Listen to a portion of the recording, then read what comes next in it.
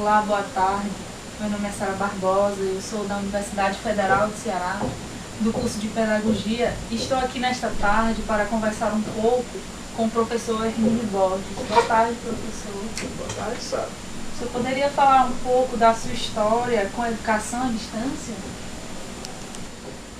O meu envolvimento em educação à distância começou em 1999, um projeto que a gente tinha com a Universidade de Fortaleza para desenvolver aplicativos e ferramentas para educação à distância especial, o ensino de matemática.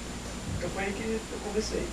Nós desenvolvemos a primeira plataforma de educação à distância da Unipom, foi desenvolvida nesse projeto que eu coordenava, junto com a professora Elizabeth Furtado, lá do mestrado de informática aplicada da Unipom. Em que instituição o senhor trabalha com educação à distância? Agora, hoje eu trabalho aqui na universidade, certo? Acho que na atualidade, essa disciplina que vocês fazem de educação à distância, eu acho que é a única disciplina que é 100% à distância na Universidade Federal do Ceará. As outras disciplinas, os outros cursos que são oferecidos, eles são ou semipresencial ou semi-à-distância, mas não são 100% à distância como essa disciplina que vocês fazem. Nós fazemos também outras atividades de educação à distância por exemplo, em projetos de inclusão digital que nós temos. Né? As pessoas da comunidade, como elas são distantes, então parte dos problemas que tem nos projetos que nós fazemos são resolvidos à distância. E nesse resolvimento à distância, nós utilizamos os ambientes que nós temos à distância. Os ambientes que vocês usam, o Moodle, o Teletudo, não é isso? Então, é isso que nós usamos. E quando foi implantada a distância nesta instituição, no caso da Universidade Federal do Ceará? Trabalhamos com ela à distância desde 2002. Em 2002 nós implantamos a primeira ferramenta de educação à distância. E é mais ou menos em 2002 que começou aqui na Universidade Federal do Ceará. Se bem que desde antes do século passado, a universidade já tinha licença para ofertar cursos à distância, mas ela não ofertava. Mais ou menos em 2008 é que ela começou a ofertar cursos na formalidade de licenciaturas ou graduações. Mas não necessariamente à distância, mas na modalidade semipresencial. Os cursos que ofertam à distância, os cursos que são ofertados pela universidade de graduação, eles não são cursos verdadeiramente à distância. São cursos que exigem um local presencial, um professor presencial, tem aula presencial. É diferente de vocês. Vocês é praticamente 100% à distância. Porque você não conhecia, eu não sabia que era professor, né? Da disciplina. Eu nunca apareço lá. E quando o senhor iniciou o seu trabalho em educação? Como eu falei, em 1999. Foi juntamente quando foi implantado na universidade? Não, foi eu não trabalhei na implantação da educação à distância aqui na Federal. Eu trabalhei em projetos de pesquisa em parceria com a Unifor. Já trabalhou um pouco depois, então, da implantação? Não, bem antes. Acho que a universidade deve ter começado em 2002, 2003. Da educação à distância aqui na universidade, na faculdade? Tanto na parte de metodologias, quanto na parte de desenvolvimento de aplicativos para a educação à distância. E o senhor já trabalhou com a educação à distância em outras instituições? Em outras instituições, não. É que eu falei, nós trabalhamos nesses projetos de extensão que nós temos, na inclusão digital, nós usamos as ferramentas à distância. Tá certo? Porque mais rico do que você dar a formação à distância é desenvolver a cultura de resolver problemas à distância. Né? Então, o que nós fazemos nesses projetos de inclusão digital é fazer com que as pessoas aprendam a resolver seus problemas de qualificação, de emprego, sem sair do lugar que trabalha. Isso é bom para quem trabalha no campo. Ele não precisa vir para a capital, para a cidade maior, para poder fazer suas qualificações. A gente pode fazer lá mesmo. É o que a gente chama de cultura de AD. Sem menor dúvida. E há quanto tempo o senhor atua na educação à distância? Pois é, desde... Com esse somatório, como nós mesmos fazemos? Formalmente ofertando disciplina, nós ofertamos disciplina desde 2002. Tá certo? Já passaram, nesses nossos cursos aqui à distância, já passaram cerca de 15 mil alunos. Tá certo? Então, 8 anos que o senhor atua nessa área. 8, 9 anos. E hoje, qual é a sua função, né, na universidade, na faculdade, no âmbito da educação à distância? Bom, a minha função é de dar suporte. Atualmente, o que eu faço é dar suporte aos professores da universidade que querem utilizar os ambientes à distância para suas disciplinas. Aqui no Laboratório de Multimeios, nós temos atualmente cerca de 1.450 alunos fazendo disciplina nos nossos ambientes à distância. Nós temos basicamente 3 ambientes, que é o Teleduc, o Moodle e os nossos blogs. Então, nessas ferramentas é que nós ofertamos. E o meu papel é mais, atualmente, não é de ser professor de disciplina, né, que é a professora Lísia, que está agora tomando conta dessas disciplinas. É de dar um suporte mais tecnológico e pedagógico para a realização desses cursos. No caso, o senhor seria o responsável pela disciplina? Junto com a Liz. Junto com a professora Liz. Com a professora Liz. Quais são as ações que realiza dentro do sistema de educação à distância? O que se utiliza mais, né, nessa disciplina? Tem várias formas que eles utilizam nessa disciplina, ou na modalidade à distância, nesse sistema de educação à distância, né? Por exemplo, tem professores do curso de medicina que utilizam nossos ambientes. Como é que eles fazem? Uma professora que utiliza, ela trabalha com doenças infecciosas, né?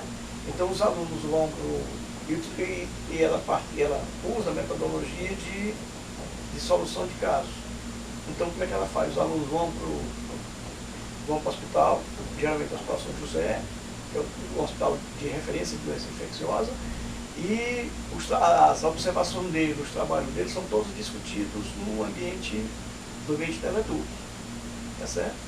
Então esses alunos são acompanhados presencialmente pela professora, mas no trabalho que eles têm que apresentar, para discutir os casos que eles encontraram, então é tudo feito socializado com a turma, utilizando esse ambiente.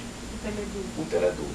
Tá certo? Aí tem professores que utilizam o Teleduc para recebimento de ou o Moodle para recebimento de trabalhos, tá certo? Para usar como depósito, repositório de material dos alunos, tá certo? Que é a parte mais simples de fazer, né? E vai até o ponto onde você usa as outras ferramentas que estão lá, como chat, fórum, bate-papo, mural, essas coisas. Certo. E meu papel é mais de corrigir, o sistema operacional e deixar os ambientes tudo funcionando. Então também existem outros cursos que se utilizam da educação à distância, como a medicina, como o senhor citou. Mas veja bem, eles utilizam não na concepção de ser 100% à distância. Eles utilizam como complementação das atividades. Tá certo? Por exemplo, a parte de socialização dos análises de casos das equipes dessas disciplinas, tá certo? É feita tudo no ambiente. Ou seja, eles vão lá no hospital, analisam os casos, fazem um relatório e esses relatórios são discutidos pela turma toda. É bem mais rico, a meu ver, do que o presencial. Porque o aluno tem tempo de analisar os relatórios, de colocar seus comentários de uma forma bem amadurecida e depois receber a réplica dos autores de outros colegas que não concordam com as posições que eles colocam. No ambiente presencial, isso é mais difícil de ser feito, por tempo, né? Porque as aulas são corridas, são 2, 3, 4 horas de aula, né? E enquanto que nos ambientes à distância, você põe o material, você tem uma semana para apresentar relatório, para discutir, para analisar os casos dos colegas, discutir o trabalho dos colegas, ou seja, tem mais tempo para amadurecer. Então, professor, você poderia assim, citar alguns pontos a mais positivos, né, na educação à distância? O senhor consegue ver hoje assim, a diferença, se está gerando frutos para a educação hoje, na atualidade? Você poderia citar alguns pontos? É como toda tecnologia, se você usar direito, tem umas vantagens e desvantagens.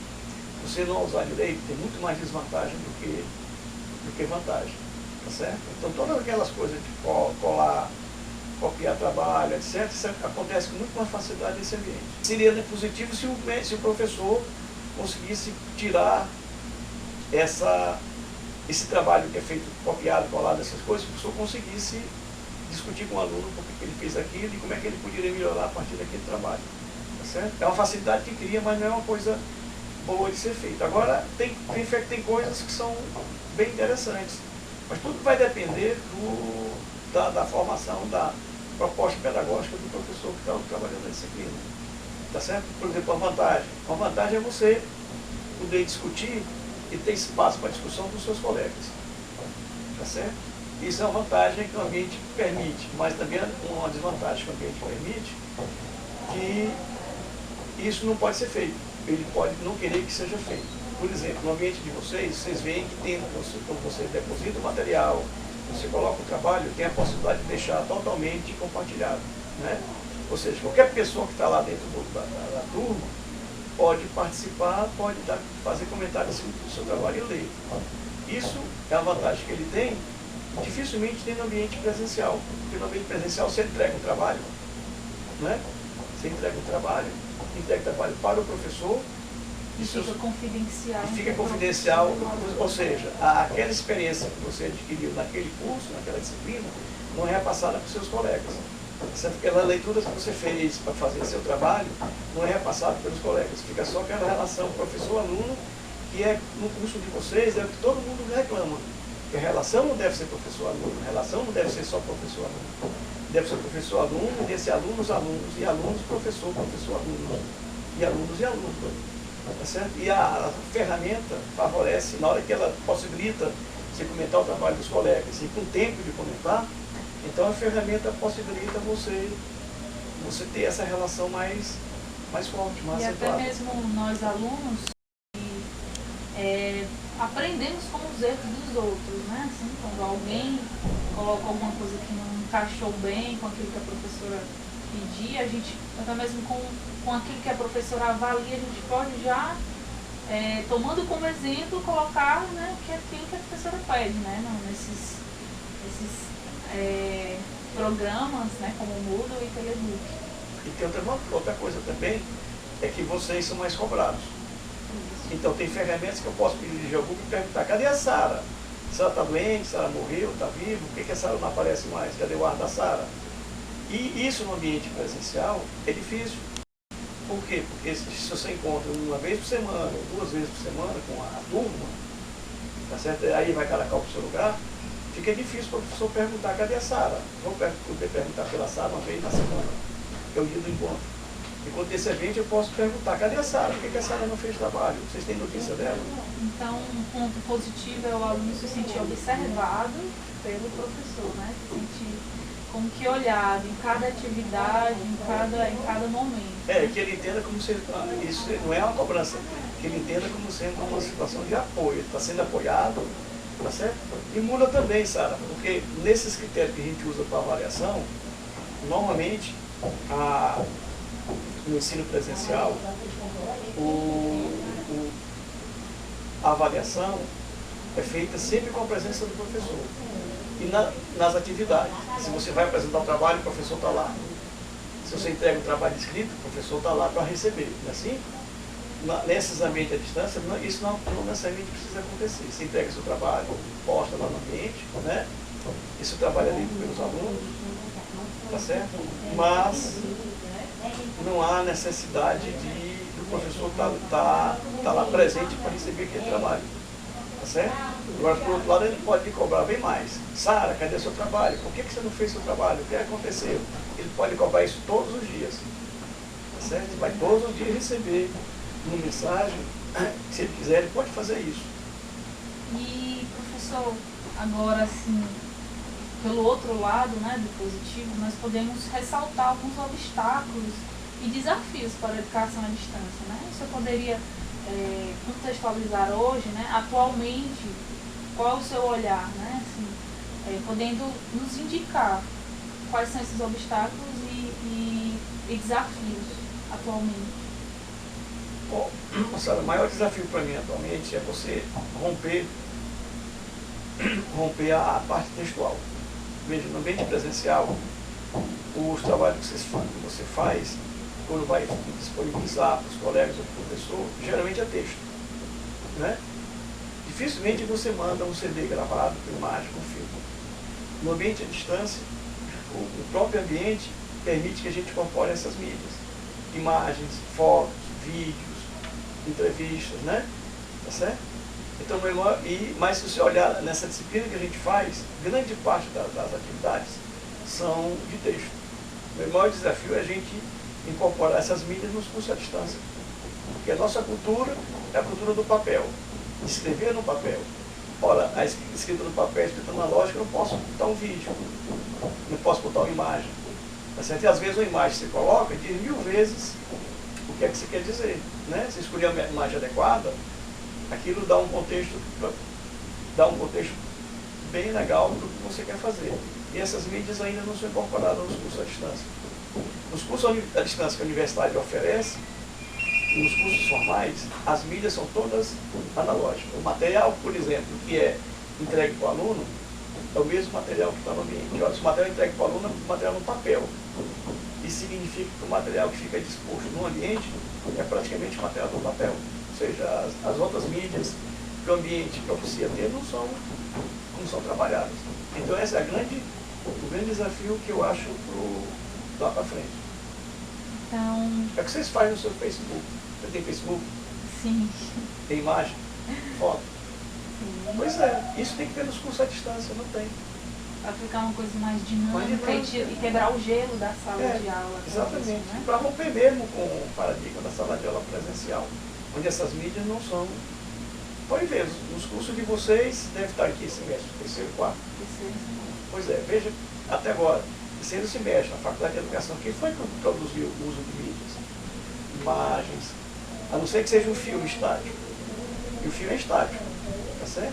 E o tempo que você tem para dar o feedback, o retorno para aquele filme que você assistiu. Naquela aula, geralmente 50% da aula é o filme, o resto são discussões, tá certo? Às vezes a pessoa quer participar, não tem tempo, esses ambientes faz isso. Você tem um filme lá, como vocês vão dispor isso no YouTube, não vão? Então a pessoa pode repetir, ler essa entrevista 500 vezes, tá certo? E você pode responder quantas vezes quiser sobre essa entrevista que você está fazendo. No ambiente presencial você não faz isso. É aquele tempinho da aula, acabou, você vai embora até logo. E se você quiser discutir mais alguma coisa, nada. Na sua opinião, quais os maiores obstáculos e desafios para a educação à distância no contexto educacional atual? É a questão da metodologia, viu? Não é o ambiente, não é a dificuldade do ambiente, não é a questão da internet. Isso aí as pessoas que querem participar desse curso resolvem. É a questão metodológicas, que as metodologias utilizadas para esses cursos são metodologias adaptadas dos sistemas analógicos do ambiente presencial. E elas não são as mais adequadas para trabalhar nesse ambiente. Por exemplo, nesses ambientes presenciais, a presença do professor é fundamental. Né? Se o professor falta, não tem aula. Ou então bota o monitor, mas se o monitor falta, não tem aula. Então fica tudo centrado no professor. Já no ambiente, então as metodologias didáticas são todas voltadas nesse sentido. Já na educação à distância, a presença do professor não é tão importante. Na verdade, a gente avalia o curso que tem sucesso quanto menos o professor interfere. Quanto menos ele interfere, o curso teve um sucesso maior, um bom sucesso. Se é toda hora que ele precisa interferir, numa sessão de bate-papo, por exemplo, ele precisa estar lá falando, ele presente ele deve estar, mas se ele está lá falando, intervindo, significa que o bate-papo não foi legal. Se no fórum de discussão o professor está o tempo todo lá dando o espetáculo dele, então, e não os estudantes, então o fórum não é bem avaliado. Então muda completamente. Tá certo? Então são essas metodologias que têm que ser mudadas, têm que ser reestudadas ou recriadas para esses ambientes. As velhas não dão certo. Só conta mais outros obstáculos? Não, o outro não é a cultura. Você espera que um curso de educação à distância seja um curso de segunda categoria, seja um curso mais fácil de levar, que a gente vai trabalhar menos, quando é o contrário. O curso à distância dá muito mais trabalho para quem está oferecendo, certo? Para os professores, os formadores, e dá muito mais trabalho para os alunos que vão participar do curso. As leituras são o tempo todo, são sempre cobrados, enquanto o presencial pode se reunir, os trabalhos podem se resumir à participação na prova, a participação do trabalho, etc. Né? Enquanto que nesse não. Então, um grande obstáculo que eu vejo é a mudança um pouco da cultura do que se tem de CGAD. Ele é um curso mais difícil de ser realizado e mais difícil de ser feito do que o presencial. E, professor Hermínio, você poderia falar um pouco dos ambientes virtuais, no caso o Moodle e o Teleduc, as diferenças entre eles, as contribuições? Tá bom. Bom, o Moodle que vocês utilizam bom, todos os dois são ambientes trabalham com a filosofia do software livre. Né? O Moodle é um software cujo proprietário é um australiano, né? Mas ele trabalha com código aberto. O Teleduc é desenvolvido na Universidade de Campinas, na Unicamp, pelo pessoal da computação, e também ele é software livre e código aberto. Ou seja, todos os dois, isso permite que todos os dois estejam instalados no servidor do laboratório multimedia. Certo? A diferença fundamental dele é o seguinte: o Teleduc é um software mais restrito a países de língua portuguesa e de língua espanhola. Ele trabalha com 3 línguas: português, inglês e espanhol. Né? Já o Teleduc é traduzido para mais de 40 idiomas, 140 idiomas. Então é um software, é um produto mais internacional. É um produto que é utilizado pela Open University, que é a segunda maior universidade de aplicação à distância do mundo. É um produto que é utilizado pela Universidade de Aplicação à Distância da Espanha, que tem 350 mil alunos trabalhando da modalidade à distância, 100% à distância. Certo? Então esse é o mais utilizado no mundo. Agora, a diferença toda é de projeto, de proposta. Tá certo? O Teleduc é um software, um produto mais arrumado. Ou seja, que do lado esquerdo tem o que ele faz e do lado direito ele dá a resposta do que você faz.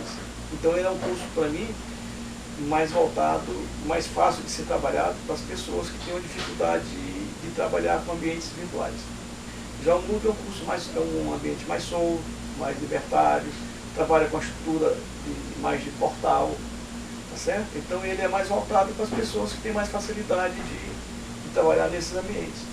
Aí cabe ao professor escolher qual dos dois, dependendo do público, ele escolhe um dos dois, tá certo? Certo. Então, para finalizar a nossa conversa de hoje, que ações o senhor poderia citar para melhorar essa educação à distância? O que poderia ser feito para ser mais utilizado, ser mais adquirido nas escolas, nas universidades? Porque, veja, para mim, o seguinte, o ambiente 100% à distância, ele tem sua necessidade quando tem dificuldade de você enfrentar cursos. Né? Por exemplo, se você está num local onde a universidade mais próxima está a 200 km de distância, isso acontece muito no Brasil, ou se você está como no Canadá, que tem 8 meses de frio, você não sai de casa, é difícil sair de casa, então eles caem com uma luva para resolver esses problemas. Certo? Mas o ideal mesmo é que os cursos sejam presenciais. Mesmo nos cursos presenciais, que eu acho que seja ideal, é que ele pode entrar como complementação das atividades.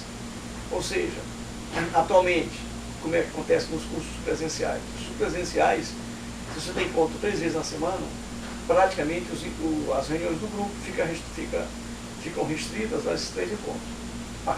Né? Com a complementação dos ambientes virtuais, você pode ter o tempo todo, a semana toda, os alunos todos focados na disciplina, no curso, sendo afetados. Por quê? Porque o ambiente permite que você, à distância, sem ter um espaço físico, sem um campo físico bem definido, que é o que acontece no presencial, tem que ter uma sala de aula, né? Tá certo? Os alunos possam fazer tarefas, possam se reunir. Da mesma coisa que você faz no Facebook, você faz nos programas de mensagem instantânea, você faz nessas redes sociais. Né? Então, havendo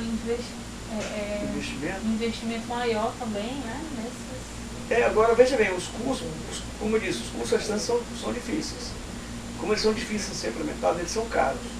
Eles só têm sentido de funcionar se tiver uma escala maior do que o curso presencial. Curso à distância com 150 alunos, é muito pequeno, esse público que está lá. Ele podia ser ampliado para 400, 500 alunos sem nenhum problema, sem nenhum custo adicional significativo. Ou seja, um curso que você prepara para 50 alunos, sem custo adicional significativo, você pode facilmente aplicar esse curso para 500 alunos. Então, ele tem sentido quando você tem escala, quando você tem muita gente fazendo.